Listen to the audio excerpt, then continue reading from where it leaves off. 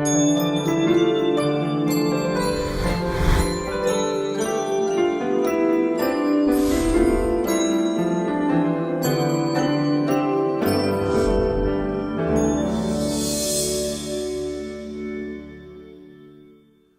story for Planet Earth, as told by iTunes, is the time, the 22nd century. The place, the Confederacy. A matriarchy where men are enslaved and impotent.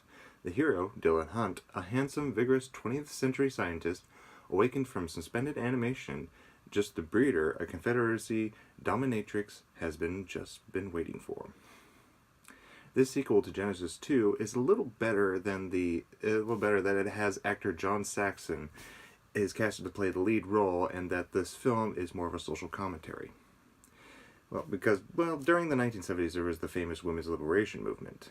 This film kind of just takes and shows how crazy it can become, while at the same time commenting on how men are viewed at the time, and how women are viewed at that time, and that what is really needed is just that instead of either sex dominating, is just to have equality, men and women working together on equal plane. Not much else can be said about this, since it is just as simple as the first film, but with a social commentary.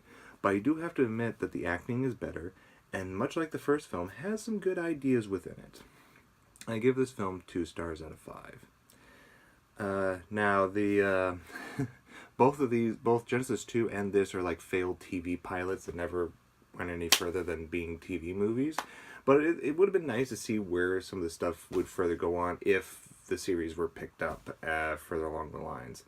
The other sequel to this one is has the same plot line of being awakened from a reanimation, but has some of the same actors. In fact, John Saxon plays the main lead, but it is kind of like a reboot of the whole thing, and actually tells.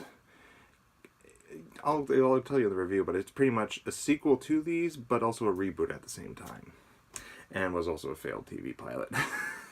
Which is sad, because again, there was some good promise to these ones. But I'll delve into that more with the next review.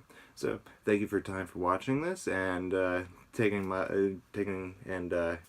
my insights into these failed TV pilots by Gene Roddenberry, the creator of Star Trek. And also, again, I have to point this out, that these failed TV pilots, Genesis 2 and Planet Earth, are kind of basically can be interpreted as taking place before the events of Star Trek, as kind of like the warring years of Earth before the creation of Starfleet and all that, First Contact and all that. So, yeah, that's how it could be interpreted. So, thank you and have a good day.